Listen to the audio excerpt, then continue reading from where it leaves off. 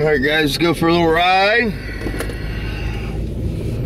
don't know if the camera will ride up here or what. We'll try it and see. So anyway, we're cruising to make a paint delivery for Andrea. A little single stage. 180 bucks for the hardener and the paint for some urethane single stage. So selling this to one of our shops that has a mixing system, but they can't make single stage, so every time they need single stage we have to make it up for them. But yeah,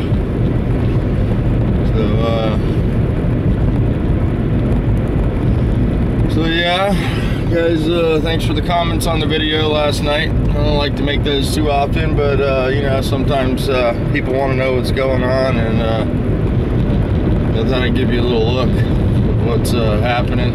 And of course, we got the surgery on the middle of my back. That's why I had to go get the MRI. You know, I got well, if you're a mechanic, it's like metal on metal. The disc is gone. It's herniated, ruptured out of the middle of my back there. I forget exactly what location it is, but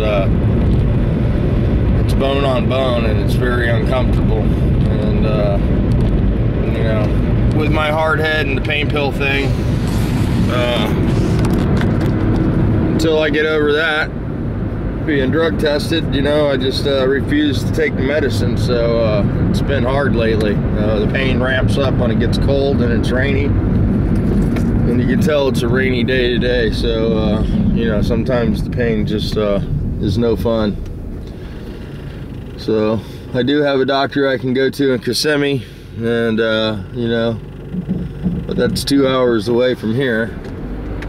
And I just don't like the demeanor of the doctor that I have now. He's very rarely do you see the doctor, you get a physician's assistant, and usually they have an attitude. And you know, when you have to meet new people, if they don't have your charts and your records right in front of them, you know, they make their own assumptions, and I just don't have the patience for that, being the type of damage that's there. You know, it's not really up for discussion. You know, it's not if, it's holy shit, you know. So that's one of the reasons I've told you guys in the past, you know, if you're a mechanic or you're a body man, it's very important. Almost important is the tools you buy and put in your toolbox, and the way you carry yourself at work. One of the most important decisions you'll make if you're a commission employee, I think, is the type of insurance that you buy. And I've talked about this before in the past and got a shitload of thumbs down, but if I protect one person out there in the profession that I was in, you know, then it's worth it. My injury occurred at driving to work. I was completely healthy. I'd never been to the doctors. I'd been to the doctors 1 or 2 times, and I guess I was about 37 years old when this happened. And of course, there was a court case. You know, it wasn't my fault. I was stopped at a stoplight, and a guy was texting on the phone, and he hit the car behind me, and that car hit me and totaled all 3 cars out. It was a bad accident. You know, it was high speed, and he didn't hit the brakes. You didn't see the light was red.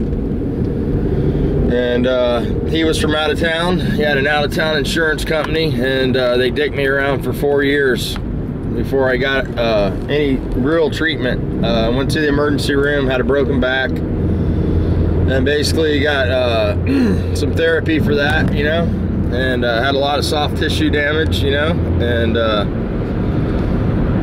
being out of commission for 6 or 7 months, well, I learned to walk again. I got a lot of muscle apathy. You lose your muscles very quickly when you can't use them. So I went backwards quite a ways, laying in bed for a year, 6 months. And you know, that caused damage on its own, and irreversible, you know, shit can't be fixed. So disability insurance was the only you know, the only thing that saved my ass, and it's not that expensive to get. And if you're in a profession where you know, you work with your hands, and you know, if something happens and you're not able to work with your hands, I mean, you know, it's a good idea to look into some disability insurance in the private sector. I learned a lesson from it. My stepbrother, he told me the story. You know, I have a mixed family. I got two stepbrothers, one stepsister, one half sister, and me. And when my stepfather's wife got remarried, she married a guy, and his son had just attended medical school and become a surgeon. And he was on the interstate coming back from Gainesville, and there was an accident on I-75, and he stopped to help, and he got hit by a car and lost the ability to use his hands, and he's a surgeon. And his dad insisted that he got disability insurance, and if he wouldn't have had that in place, he would have been totally screwed, you know. I mean, he went to school for 7 or 8 years to become a doctor, and then lost the ability to be a doctor. And that can happen in a flash, you know. None of us expect bad things to happen to us, but it just does. So the more prepared you are for stuff like that, the better off you are. I understand that, you know, with today's economy, it's hard to find the money to buy stuff like that, but it's almost should be in the necessity column, because the help is not out there if you get injured and you don't have insurance. You will suffer in this country, and you will go without. That's just how our system works. There are people out there that will help you, you know, but it's not the kind of help that you actually need. When you talk about seeing a real surgeon and getting real surgeries, it's very expensive, you know. I mean, my arm costs probably $500,000 just for the surgery, and I don't know what the aftercare costs. Like I told you guys, the doctor paid for that. And the neck surgery, that was another, you know, $500,000 or whatever that was. It's just stupid money what they get paid to do this stuff. And it's just something that you can't fix yourself, you know. So you have to be prepared when shit like this happens. And the more we talk about it and make you guys aware that you need it, the more you'll look into it. I did want to give somebody a shout out this morning. I know that they're, I don't think they're subscribed to me. I am still subscribed to them. I watch all their videos. I think I somehow rubbed this guy the wrong way, but I do like his videos, and I do like him. I find his stories very interesting. If you dig back in my favorites, you'll find a video, and this guy's told this story, and it's one of those stories that was just amazing to me, and very few people watched it. And I put the video in my favorites, and I think I did a shout out about it, but I don't think a lot of people went over and checked his channel out and watched it. And you know, the guy's dealing with some depression. He's going through a lot of shit. He's got a lot of injuries, and he's got a serious brain disease, and he's part of the YouTube Garage. He has 2 wonderful kids, and you know, that's his world, and he's trying to get his life back, trying to get back into shape. I mean, I had to lose 100 pounds when I got in this accident. I weighed 199 pounds. And I got up to 280 pounds after the injury. And it's very easy to put on weight with the combination of being inactive and taking all the medicine and stuff. I will tell you that, you know, Big Eric is the guy that I'd like you to go check out. And I want to tell you about the story before I get off the track. There's very few of us in the garage that can say we actually saved a life. And I mean, you know, there's not much more above that, you know, when you can save a human being. And Big Eric told a story about saving a boy that was on a railroad track. He actually worked his way to the front of the train and snagged the kid at the last minute and saved the kid's life. And the story's documented. It was in the newspaper. It's a no bullshit story. It's one of those stories that when you hear it, you can't believe it, you know, and it's true. And very few people checked it out, commented on it, or whatever. I did put it in my favorites.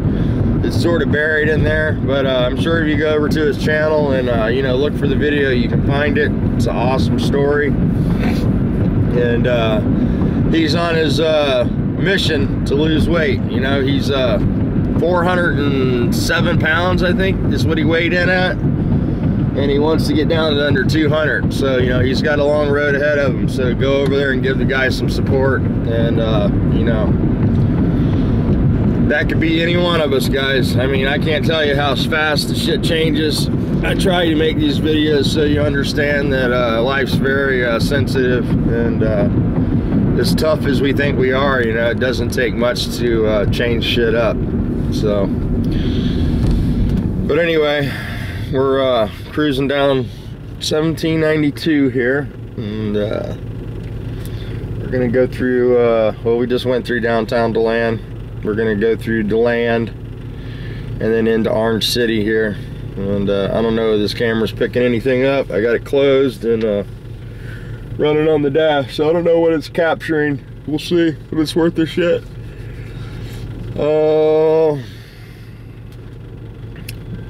I got to talk to Carl from Carl's Custom Creations last night.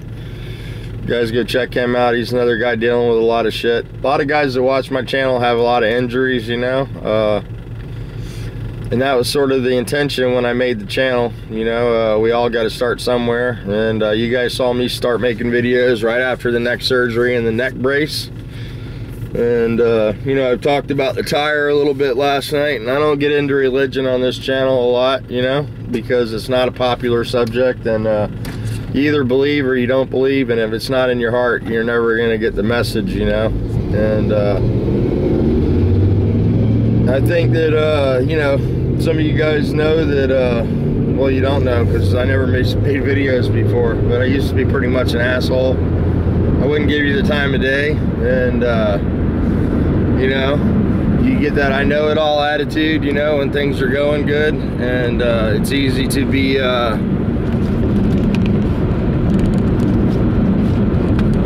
what's the word?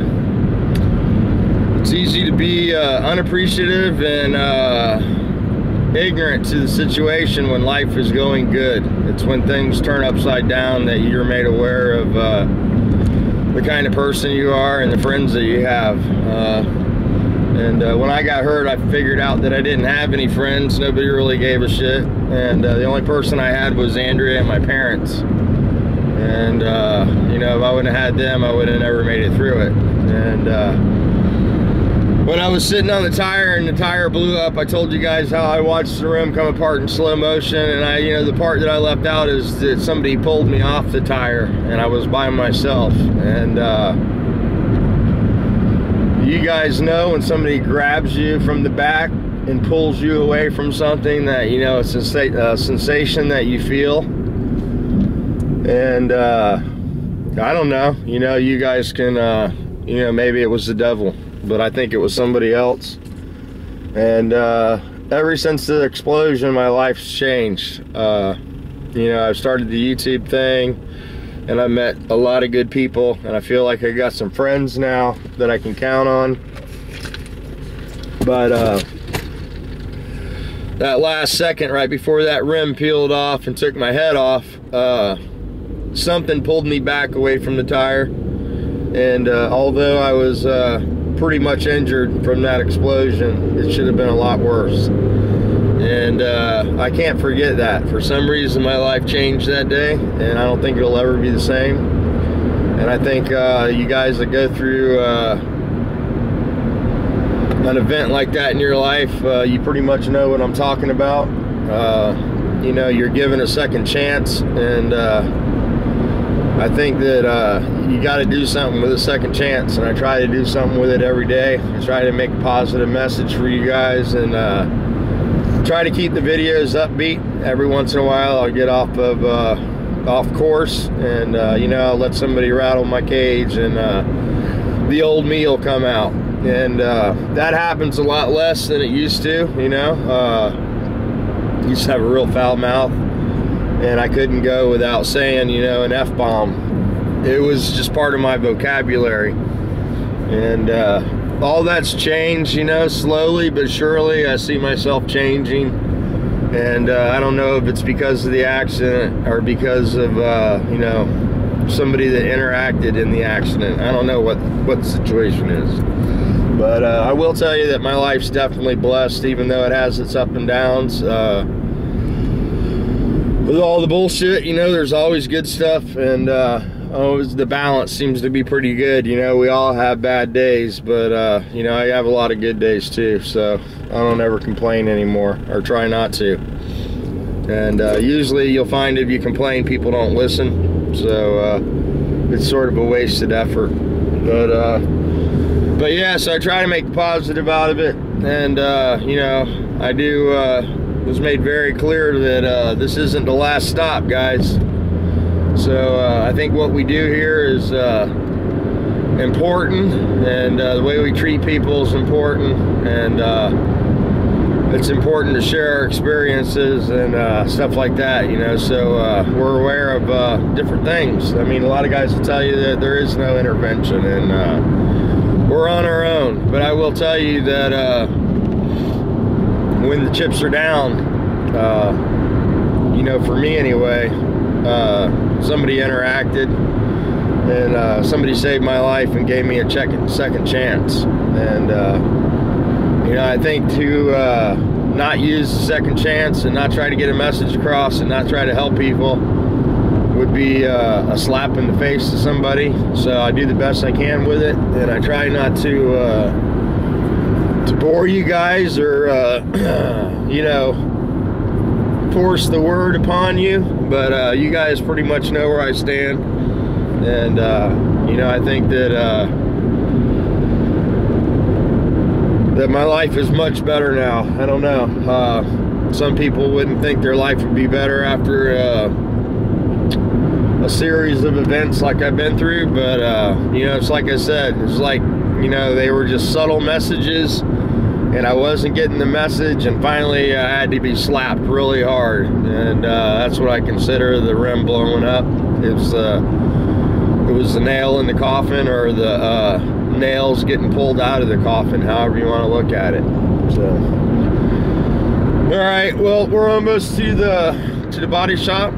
I'll turn the camera off when I go in, of course. You know, most body shops don't like you to bring cameras in. They get nervous. And this particular shop here, I had the pleasure of coming in and firing everybody and hiring new people, and turning the shop around and cleaning the place, and it was a fun time. Had some real conflict at this place. Usually when you have to go into a shop and fire everybody that works for the guy, it's never fun, and it's even less fun when the guy doesn't want to be a part of it, you know. And I don't know, I feel like if you got employees working for you, you got to have control of your company, you know. And sometimes in the body shop world, you know, the body men can get pretty unruly, and this place was completely out of control. I mean, they were doing drugs and all kinds of shit right out in the open, blaring the radio all day long, chasing customers off, threatening the mechanics that worked here. It was crazy. And I came in and cleaned it up, and it was a hard fight, man. Had a real battle with one of the guys in here, and it got real ugly. But everybody's happy now. They got some really good guys working in here, and everybody seems to be getting along, and the shop seems to be doing pretty good now.